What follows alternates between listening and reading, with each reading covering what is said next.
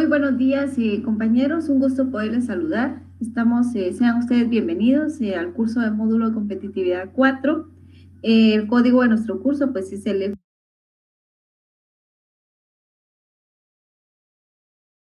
FG 680. Estamos ya en la semana número 5. El tema que continuamos abordando es lo relativo a la redacción de contratos, ¿verdad? A conocer, y entender la redacción de contratos a través de los elementos generales que tenemos que tomar en cuenta o que debemos aprender, ¿verdad? Para al momento de plasmarlos ya en una escritura pública. Entonces, nos habíamos quedado con los contratos de gestión, ¿verdad? Entonces, hablábamos lo relacionado a cómo se otorga un mandato, ¿verdad? Entonces, se otorga toda vez de que el mandato debe constar en escritura pública como requisito esencial para su existencia y puede ser aceptado pues expresa o tácitamente, ¿verdad? No es necesario la escritura pública cuando pues se trate de asuntos cuyo valor pues no exceda de 1,000 quetzales, en cuyo caso pues puede otorgarse el mandato en documento privado legalizado por notario o en acta levantada ante juez o alcalde municipal, ¿verdad? Toda vez cumpliendo con las formalidades legales. Sin embargo, pues si el mandato se refiere a la enajenación o gravámenes de bienes inmuebles o derechos reales sobre los mismos, pues es obligatorio el otorgamiento del poder en escritura pública. Y también cuando la representación pues se confiere por cartas poderes para la asistencia a juntas y demás actos en lo que la ley lo permite, también así el mandato para asuntos judiciales pues queda sujeto especialmente a lo que establecen las leyes procesales en el artículo 1687 del Código Civil, ¿verdad? Entonces, así también tenemos que tomar en cuenta por qué el mandato pues es un contrato solemne, ¿verdad? Entonces, porque debe constar en escritura pública como requisito esencial para su existencia, según lo que refiere el artículo 1577. Y la parte conducente del artículo 1687 del Código Civil, asimismo, pues lo establece la parte conducente del artículo 189 de la ley del organismo judicial, ¿verdad? Así también, porque si consta en escritura pública, pues debe ser aceptado expresamente según lo que se encuentra establecido en la parte conducente del artículo 1687 de su Código Civil. 3, porque solo es gratuito si el mandatario pues hace constar de manera expresa que lo acepta de ese modo, según lo establece el artículo 1689. También es solemne porque debe registrarse, ¿verdad? Según los artículos 1125, 1576 y 1704 de su Código Civil, y así también el artículo 189 de la ley del organismo judicial. Y es solemne también porque si consta en escritura pública, pues debe llenar los requisitos necesarios y esenciales que establecen para el efecto los artículos 29 y 31 de su Código de Notariado. Es solemne porque si consta en escritura pública, necesariamente debe ser autorizada por un notario según lo que establece el artículo 1 de su Código de Notariado. ¿Cómo se acepta un mandato?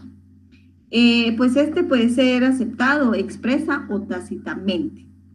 Cuando no es necesario un mandato, que un mandato pues conste en escritura pública, los casos en que no es necesario pues la escritura pública en el de otorgamiento de mandato pues son cuando se trate pues de asuntos cuyo valor pues no exceda de 1,000 quetzales, en cuyo caso pues puede otorgarse el mandato en documento privado legalizado por notario en acta levantada ante el alcalde o juez local, cumpliendo con las formalidades de ley.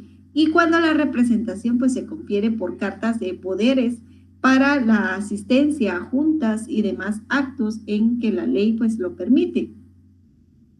Esto quedó pues establecido en el primer párrafo del numeral primero y numeral segundo del artículo 1687 de su Código Civil.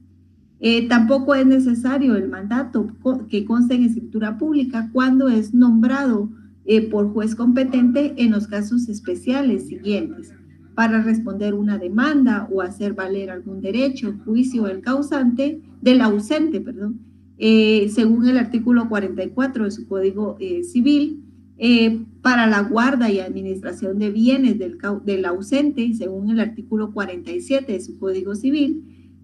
Así también cuando existan pues razones de urgencia y falte la persona a quien corresponda pues la representación o la asistencia, el incapaz, a la persona pues jurídica o a la unión, asociación o comité pues no reconocidos, según lo que establece el artículo 48 de su Código Procesal Civil y Mercantil. ¿En qué actos o negocios comprende el mandato general?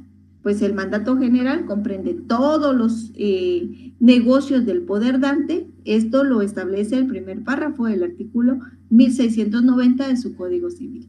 ¿Qué casos, qué actos o negocios pues comprende el mandato especial?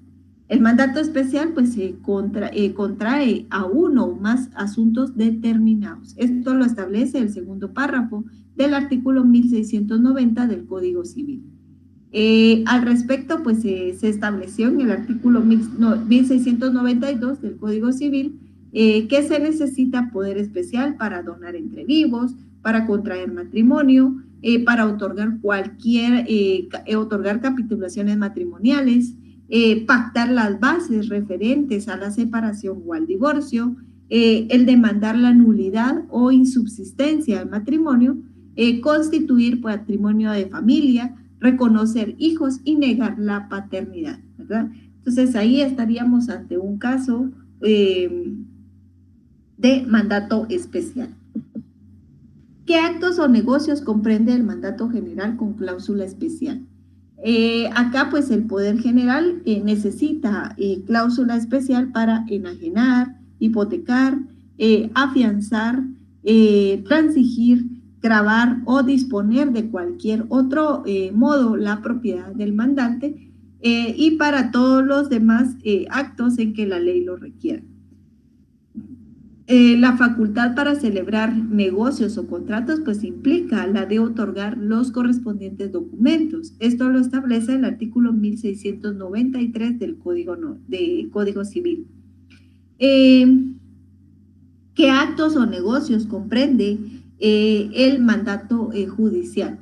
Para empezar, pues hay que mencionar que las personas pues hábiles para gestionar ante los tribunales que por cualquier razón pues no quieran o no puedan hacerlo personalmente, o las personas jurídicas que no quieran concurrir por medio de sus presidentes, gerentes o directores, pues pueden comparecer por medio de mandatarios judiciales a cualquier acto, siempre que tengan pues conocimiento de los hechos objeto del proceso, ¿verdad? En el caso de las sociedades constituidas pues en el extranjero, sus representantes que tengan facultades judiciales pues deberán sustituirlas en un abogado, ¿verdad? Para comparecer a juicio si no tienen pues esa profesión. Esto lo establece el artículo 1688 de su ley del organismo judicial. Así también vamos a que entre esas facultades pues conferidas están las de prestar confesión y declaración de parte, reconocer y desconocer parientes, el reconocer firmas, someter pues los asuntos a la decisión de árbitros, nombrarlos o proponerlos, denunciar denunciar delitos y acusar criminalmente, ¿verdad? Entre otras. Así, otras que se pueden mencionar es la prórroga de competencia. Entre otras, está también la de aprobar liquidaciones y cuentas, ¿verdad? Y otras que se puedan derivar de los mismos. En el caso de los mandatarios judiciales, pues también encontramos que estos pueden ser nombrados por juez competente en los siguientes casos: para responder a una demanda o hacer valer algún derecho en juicio del ausente, según lo que establece el artículo 44 de su Código Civil. Para la guarda y administración de bienes del ausente, según el artículo 47 del Código Civil, ¿verdad? Y así también, pues, algunas otras razones que se mencionan en dicho supuesto. Así también, ¿quiénes pueden ejercer el cargo de mandatario judicial? Bueno, el cargo de mandatario judicial lo pueden ejercer únicamente los abogados, los cónyuges, los convivientes, cuya unión de hecho pues esté inscrita en el Registro Nacional de las Personas, ¿verdad? Respectivo. Los parientes, pues, dentro de los grados de ley, así también cualquier persona, cuando el mandato pues se otorgue por ejercitarlo ante los juzgados menores y los ausentes pues no excedan de 500 quetzales, o ante jueces o tribunales en cuya jurisdicción pues no ejerzan más de 3 abogados. Y los funcionarios y empleados pues remunerados del organismo ejecutivo que ejercen pues la docencia o desempeñan cualquier cargo que no sea de tiempo completo, ¿verdad? Entonces su fundamento legal acá es la literal C y E del artículo 193 de la ley del organismo judicial. Así también, ¿qué impedimentos existen para que una persona pues ejerza el cargo de mandatario judicial? Aquí, para no entrar en detalles cuáles son todas lo que menciona o se detallan estos impedimentos, pues vamos a consultar o vamos a anotar únicamente el artículo donde lo podemos encontrar. Y el artículo es el 193 de la ley del organismo judicial. ¿Cuáles son las obligaciones que tiene el notario al autorizar un mandato, verdad? Entonces, al autorizar un mandato, el notario pues tiene que cumplir las obligaciones siguientes. Presentar el testimonio especial de la escritura pública del mandato y de la revocación con el timbre notarial de ley al registro de poderes adscrito al Archivo General de Protocolos dentro de los 25 días hábiles siguientes al de cualquier otorgamiento del mandato, ¿verdad? Como lo establecen pues los artículos 1704 del Código Civil, el artículo 189 de la Ley del Organismo Judicial y el artículo 37 literal A en su parte conducente, pues así también el Código de Notariado, ¿verdad? Extender testimonio o copia simple legalizada a los otorgantes con los timbres fiscales de ley, como lo establece el artículo 73 de su Código de Notariado. Del numeral quinto, así también hasta el octavo. Y numeral 16, artículo 16 en su numeral primero de la Ley de Timbres Fiscales y de papel sellado especial para protocolos. ¿Qué impuestos se pagan por el otorgamiento de mandato? Pues tenemos que entre los impuestos para el otorgamiento de mandato, pues se pagan los siguientes impuestos. Impuesto de timbre notarial, que será cubierto en el testimonio especial, con un valor de 10 quetzales, por tratarse de un valor indeterminado. Esto lo establece el artículo 3, numeral romano 2, literal B, de la Ley de Timbres Forenses y Timbre Notarial, Decreto Legislativo 82-96. El impuesto de timbre fiscal pues será cubierto en el testimonio expedido a los otorgantes por los montos siguientes. El mandato general pues se pagará 10 quetzales, tal como lo establece el numeral octavo en su literal A del artículo quinto de la Ley de Impuesto de Timbre Fiscal y de papel sellado especial para protocolos. Así también el mandato especial pues se pagará 2 quetzales, tal como lo establece pues el numeral octavo de la literal B del artículo quinto de la Ley de Timbres Fiscal y de papel sellado especial para protocolos. El mandato judicial, pues esta clase de mandatos pues no está afecto al pago de impuestos fiscal en virtud que ninguna ley pues menciona el tal extremo, ¿verdad? Entonces, ¿cuál es el plazo de duración de un mandato? En cuanto al plazo, si en el mandato general pues no se expresa duración, se considera pues conferido por 10 años contados desde la fecha del otorgamiento, salvo prórroga otorgada con las mismas las mismas formalidades del mandato, ¿verdad? Eso lo establece el artículo 1726 de su Código Civil. Así también, pues las acciones derivadas del mandato, pues no tengan término pues especial de la prescripción durante un año contado de la fecha en que terminó el mandato, ¿verdad? Entonces, eso según lo que establece el artículo 1727 de su Código Civil. Ahora bien, el otro contrato de gestión, pues tenemos a la sociedad, ¿verdad? Entonces, ¿qué es un contrato de sociedad y cuáles son sus elementos? En la sociedad, pues es un contrato por el que dos o más personas convienen en poner en común bienes o servicios para ejercer una actividad económica y dividirse las ganancias.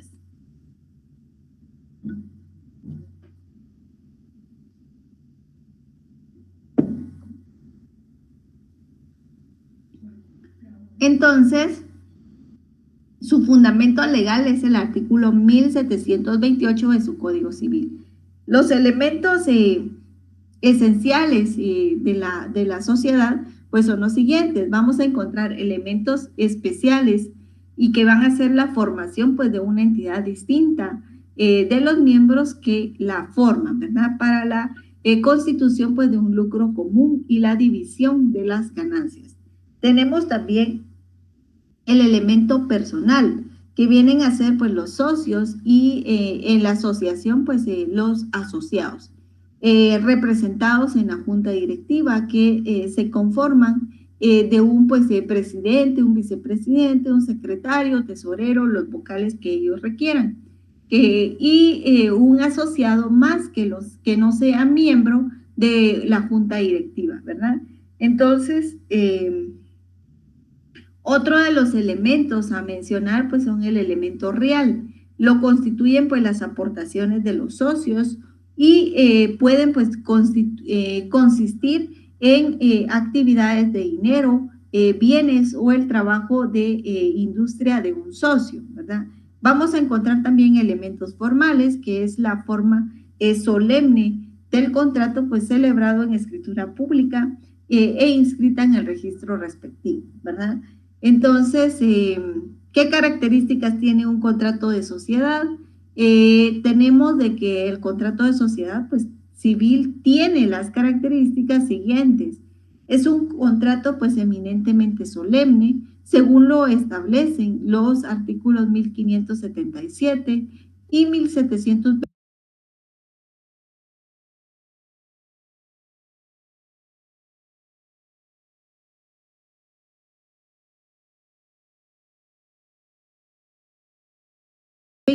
Del Código Civil.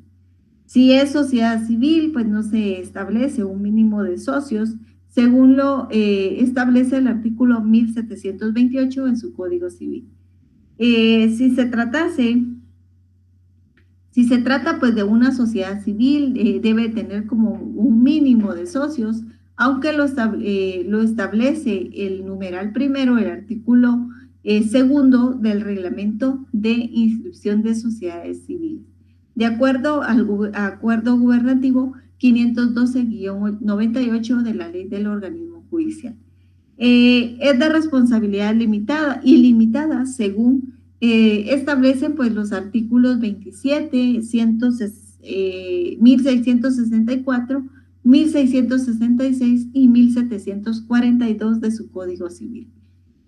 Otorga personalidad jurídica según lo que establece el artículo 16 y 17 de su Código Civil. ¿Por qué el contrato de sociedad es solemne? Bueno, es solemne porque se constituye en escritura pública y debe hacerse registrar, y eso lo establece el artículo 1729 de su Código Civil. ¿Qué es un pacto leonino? Bueno, se denomina como pacto leonino pues a las cláusulas nulas de una sociedad civil, de una sociedad, perdón, o que se tienen pues no puestas, ¿verdad? Por estipularse pues de que alguno de los socios pues no participará en las ganancias en que parte del capital o bienes que aporte pues estarán libres de responsabilidad o riesgo. Eso lo fundamenta el artículo 1732 de su Código Civil, ¿verdad? Se puede constituir una sociedad civil con ánimo de lucro. ¿Qué creen ustedes? Piénsenlo un momentito ahí, ahorita regreso.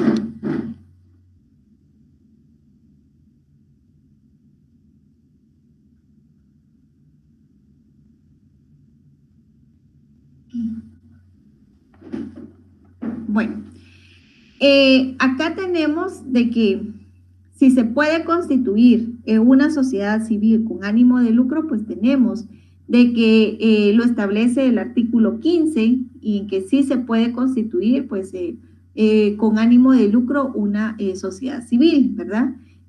Fundamento legal, artículo 15, numeral cuarto, el artículo 19 y 1728 de su Código Civil.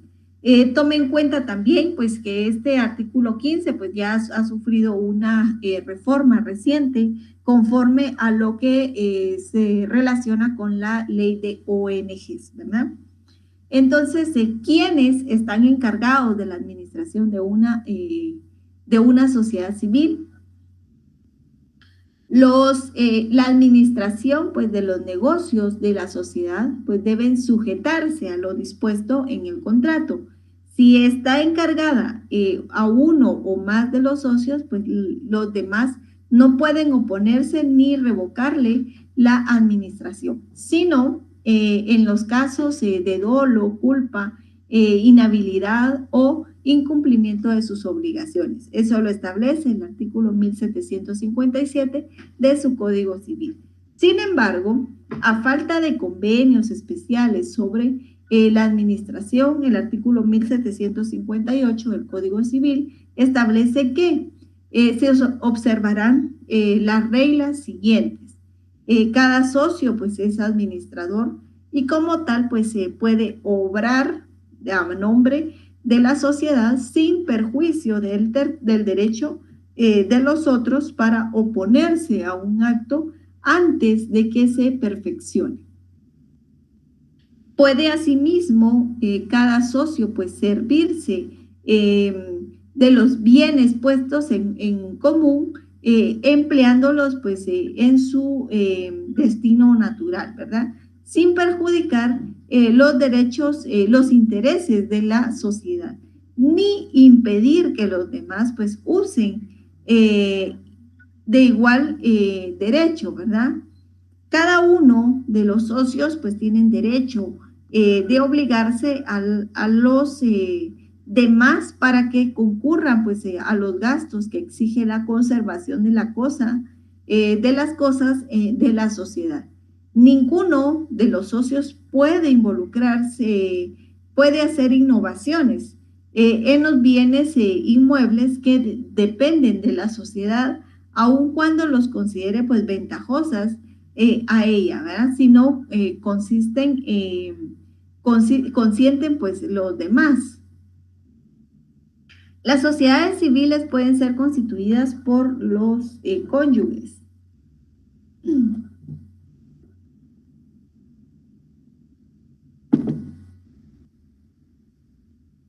Los cónyuges no pueden celebrar entre sí contrato de sociedad que implique pues la formación de una persona jurídica.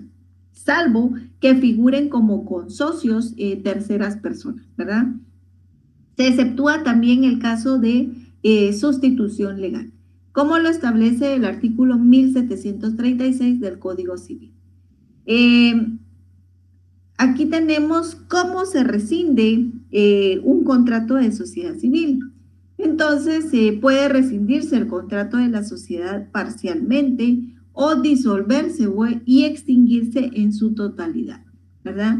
Se rescinde pues parcialmente si un socio para sus negocios propios pues usa del nombre, de las garantías o del patrimonio perteneciente a la sociedad, ¿verdad? Entonces, también se puede mencionar, pues, si ejerce funciones administrativas, pues el socio a quien no corresponde, pues, desempeñarlas según el contrato de sociedad.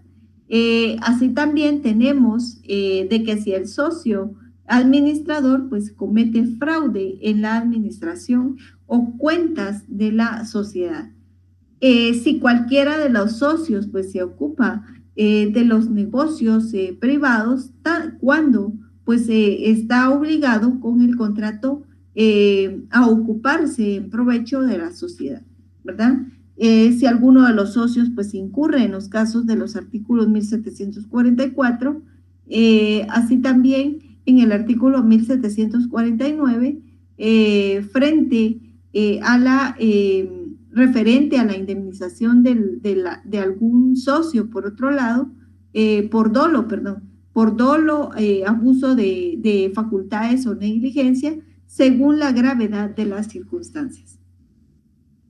Si se ha ausentado, pues el socio que tiene obligación, pues de prestar servicios personales a la sociedad y requerido, pues para regresar, pues no lo verifica o manifiesta, pues que está impedido para poderlo hacer, ¿verdad? Entonces, aquí, según lo que establece el artículo 1766 del Código Civil, pues rescindido parcialmente el contrato, queda el socio culpable, pues excluido de la sociedad.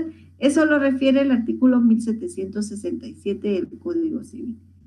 ¿Cómo se disuelve una sociedad civil? Bueno, se disuelve totalmente el contrato de sociedad por concluirse pues el tiempo convenido para su duración, por acabarse pues la empresa o el negocio que fue objeto de la sociedad y por haberse pues vuelto imposible su consecución. De igual forma podemos decir que por la pérdida de más del 50% del capital, más o menos, que el contrato social pues señale un porcentaje menor, ¿verdad? Por quiebra de la sociedad, por muerte de uno de los socios, a no ser que la escritura pues contenga el pacto expreso a que se continúen por los herederos del socio del difunto. Aquí también por la interdicción judicial pues de uno o de uno de los socios, pues por cualquier causa que prive al socio de la administración de sus bienes, por quiebra de cualquiera de los restos y por voluntad de uno de ellos, pues esto lo establece el artículo 1768 del Código Civil, ¿verdad? Así también, pues no se entenderá pues disuelta la sociedad si quedando dos o más socios, pues quieren de mutuo acuerdo, pues continuarla o no lo hubieran pactado al tiempo de la celebración del contrato, ¿verdad? Eso lo establece el artículo 1769. Ahora bien, en cuanto a los contratos traslativos de dominio, ¿qué es un contrato de compraventa y cuáles son sus elementos? Por el contrato de compraventa, pues el vendedor transfiere la propiedad de una cosa y se compromete a entregar. Y el comprador pues se obliga a pagar el precio en dinero, ¿verdad? Eso, el fundamento legal, el artículo 1790 de su Código Civil. Tenemos que los elementos del contrato de compraventa pues son los siguientes. El elemento personal, vamos a encontrar el vendedor y el comprador. En los elementos reales vamos a encontrar la entrega de la cosa y el pago del precio. Los elementos formales, pues siendo consensual, no requiere pues forma específica. Sin embargo, pues el contrato pues cuyo valor exceda de 300 quetzales debe constar por escrito, y si fuese contrato mercantil, pues puede hacerse verbalmente si no pasa de 1000 quetzales, ¿verdad? Así también tenemos, eso lo establece el artículo 1575 del Código Civil. Además, los contratos que tengan que inscribirse o anotarse ante los registros, cualquiera sea su valor, deberán constar en escritura pública, ¿verdad? Esto según los artículos 1125 y 1576 del Código Civil. Es inválida la venta que se realice con promesa de comprarse pues en el futuro lo que se ha vendido. El artículo 1791, sí, según el artículo 1791 del Código Civil, establece en su último párrafo de que queda prohibido el pacto de retroventa, ¿verdad? Entonces, es válida la compraventa realizada entre cónyuges. El marido no puede comprar a su mujer ni esta a aquel, aunque haya separación de bienes, no quedan incluidas en la prohibición. La adjudicación en pago entre cónyuges por razón de Código Civil, pues eso no está permitido, ¿verdad? Entonces, ¿qué clases de compraventas existen reguladas dentro del ordenamiento jurídico guatemalteco?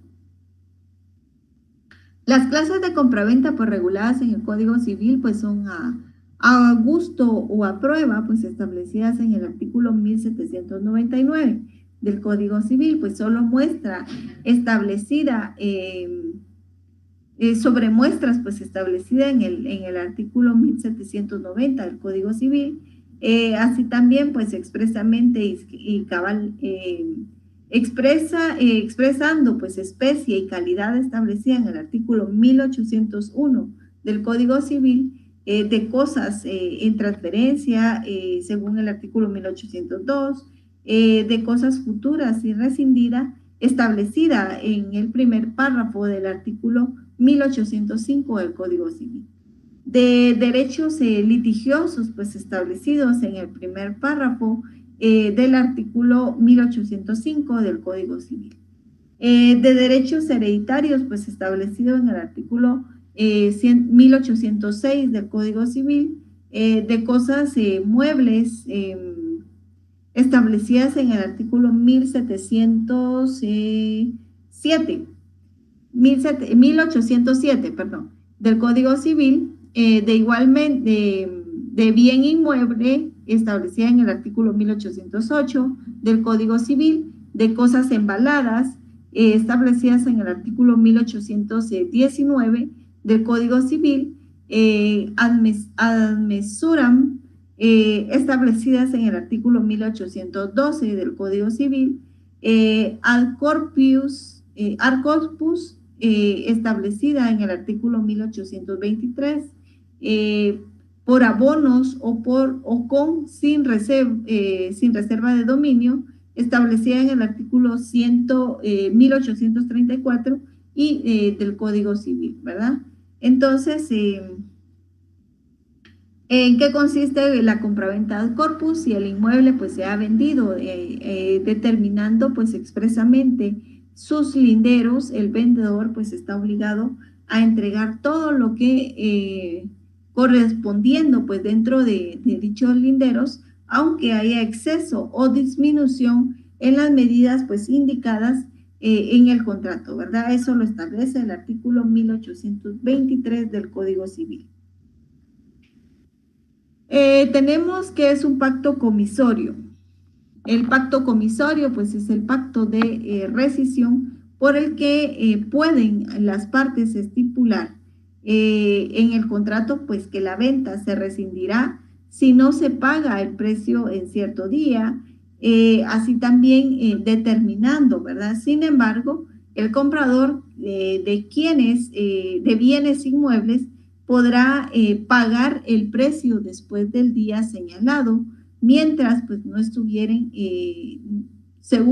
mientras no hubiere incurrido en mora en virtud, ¿verdad? Del requerimiento. Esto encuentra fundamentado en el artículo 1844 del Código Civil.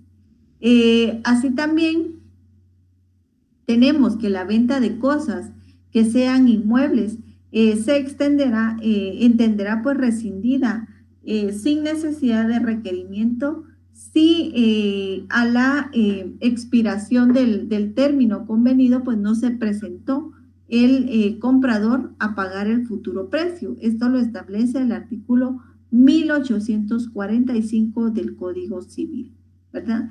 Entonces, a eso se refiere el artículo, los contratos traslativos de dominio, y vamos a encontrar la compraventa. Así también la permuta.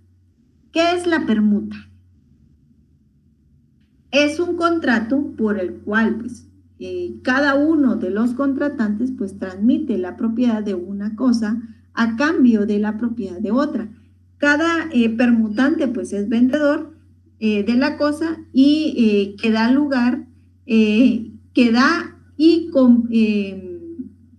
vamos a ver, cada permutante es vendedor de la cosa que da, y el comprador de la cosa que recibe en cambio, ¿verdad? Y cada una de las cosas pues es precio de la otra. Este contrato se rige por los mismos principios del contrato de compraventa, en lo que fueren pues aplicables siendo de plazo abierto, ¿verdad? Entonces, esto lo establece el artículo 1852 del Código Civil. Tenemos también de que pueden otorgarse contratos de permuta si la cosa que se entrega y se paga y se paga una parte con bienes y otra con dinero. Bueno, entonces, si la cosa se entrega, se ha de pagar parte en dinero y parte en otros bienes, pues los contratos será de permuta, siempre que la porción pues estipulada en dinero no llegue a la mitad del precio. Esto lo establece el artículo 1853 del Código Civil. El permutante, pues, que sufra evicción de la cosa que recibió o que la devuelva en razón de sus vicios, pues, puede reclamar a su elección la restitución de la cosa que dio, si se halla, pues, aún en poder del otro, pues, permutante, o el valor de la cosa que se hubiese pues dado en cambio como pagos de daños y perjuicios. Esto lo establece el artículo 1854 del Código Civil. Y tenemos la donación. Bueno, la donación tenemos ¿qué es una donación entre vivos y cuáles son sus elementos? La donación que se da entre vivos, tenemos de que es pues un contrato por el cual una persona pues transfiere a otra la propiedad de una cosa a título gratuito. Esto lo establece el artículo 1855 y el Código Civil. Los elementos del contrato de donación entre vivos pues son los personajes, sea el donante y el donatario, los elementos reales, las cosas pues existentes que se pueden transferir en propiedad. Los formales, pues cuando debe designarse, cuando se realiza el elemento formal, es a través de escritura pública, de su constitución y aceptación, así como deberá ser estimado el precio, ¿verdad? El monto del valor del inmueble. Recuerden que cuando hay compraventa va a ser precio y cuando es donación, pues va a ser una estimación del valor. El elemento real, pues son las cosas existentes que se pueden transferir en propiedad. En cuanto, ¿por qué el contrato de donación entre vivos es solemne? Porque debe otorgarse y aceptarse por escritura pública si se trata de bienes inmuebles, ¿verdad? Eso fundamentado en el artículo 1862 de su Código Civil. ¿De qué manera se puede hacer una donación entre vivos? Bueno, la donación entre vivos se puede hacer a título gratuito, según lo que establece el artículo 1855 del Código Civil. La remuneratoria, según lo que establece el artículo 1856. La onerosa, lo que establece el artículo 1856 del Código Civil, ¿verdad? Entonces, ¿de qué maneras se puede aceptar una donación entre vivos? Bueno, se va a aceptar en el momento de la donación o en caso separado. Si aceptare con posterioridad para que el contrato pues quede perfecto, deberá notificarse la aceptación del donante en forma auténtica, ¿verdad? Esto lo establece el artículo 1857 del Código Civil. Ahora tenemos el contrato de mutuo, ¿verdad?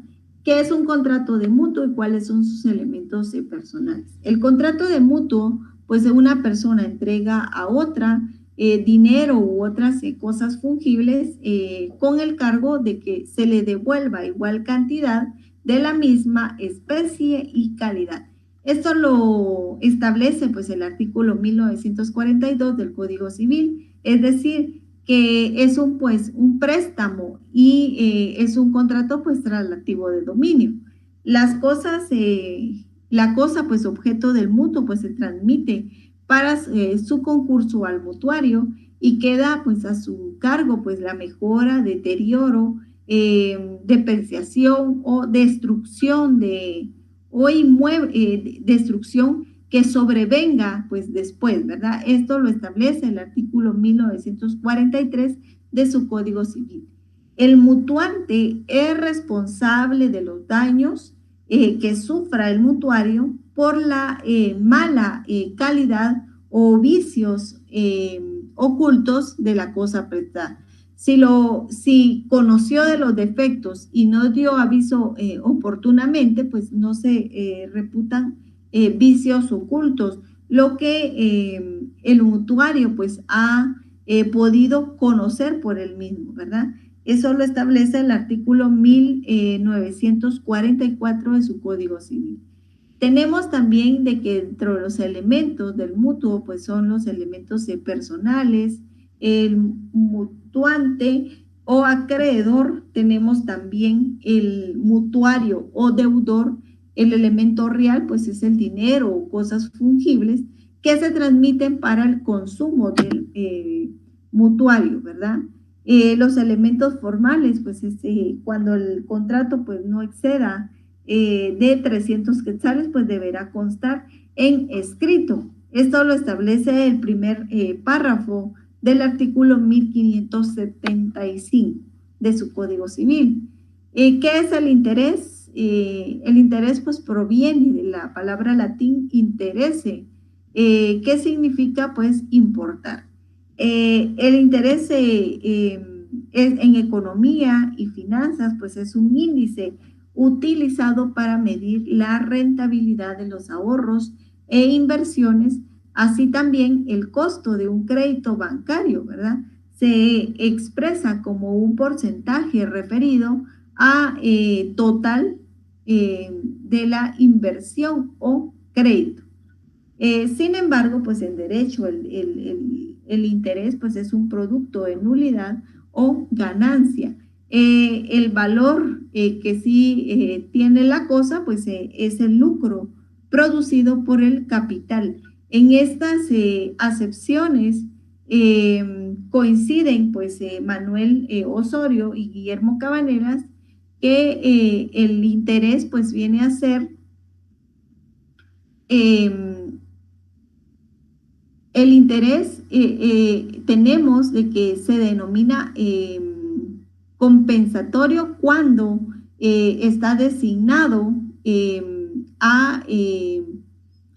a indemnizar el daño o perjuicio, ¿verdad? Entonces, a eso también está relacionado a la siguiente pregunta de qué clases de interés pues se encuentran regulados en el ordenamiento jurídico. Entonces, vamos a encontrar el interés que se denomina compensatorio, vamos a encontrar el interés que se denomina compuesto, que esto viene a ser cuando la conducta pues sobre un capital, se calcula sobre un capital y sus intereses pues acumulados. El interés también se denomina convencional, es otro tipo, cuando se ha puesto, pues se ha pactado en un mismo contrato. También tenemos que el interés pues se denomina legal cuando su cuantía pues está basada o está determinada por la ley, ¿verdad? El interés se denomina judicial cuando corre desde la interposición de la demanda o desde una intimación previa, ¿verdad? Tenemos también de que el interés se denomina moratorio cuando se destina a reparar el perjuicio resultante de la mora en el cumplimiento de una obligación. Y si el interés pues se denomina, y el interés se denomina usurario, si excede de mucho de la tasa máxima pues legalmente establecida, ¿verdad? Entonces, al respecto, el artículo 1946 del Código Civil establece que salvo pacto contrario, pues el deudor pagará interés al acreedor y a falta de convenio, pues se presumirá que las partes aceptaron el interés legal, ¿verdad? Entonces, ahí está, todo esto está relacionado al artículo 1951, así también qué clases de interés se encuentran pues reguladas en el ordenamiento jurídico guatemalteco, pues está el interés convencional, fundamento legal, 1946 y 1948. Tenemos también el interés legal, fundamento legal, 1946, 1947, ¿verdad? Entonces, tenemos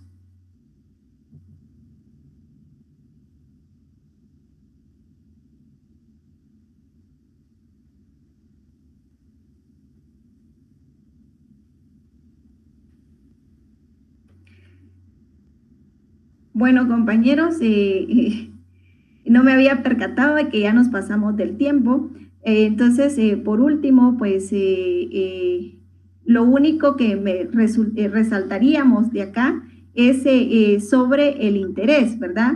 Que el interés va a ser que lo que regule en el contrato de mutuo, ¿verdad? Que no debe ser desproporcionado porque si no estaríamos en un interés usurario, ¿verdad? Eso lo establece el artículo 1948 de su Código Civil. Entonces, habiéndose agotado el tema del día de hoy, el contenido del tema del día de hoy, pues tenemos que la cuestión de las preguntas para estudio del día de hoy, pues es un contrato preparatorio de carácter bilateral en el que dos sujetos o más se comprometen a celebrar otro contrato futuro. Dos, es un contrato de gestión mediante el cual un sujeto pues denominado mandante encomienda la realización de uno o más actos o negocios a otra persona denominada mandatario. 3 es un contrato por el que 2 o más personas pues convienen en poner en común bienes o servicios para ejercer una actividad económica y dividirse las ganancias. 4 es un contrato mediante el cual pues un sujeto denominado donante transfiere la propiedad de una cosa a título gratuito a otro sujeto denominado donatario. Y 5, pues es un contrato por el cual cada uno de los permutantes transmite la propiedad de una cosa a cambio de la propiedad de otra, ¿verdad? Entonces, muchas gracias por su atención. Tengan un excelente día.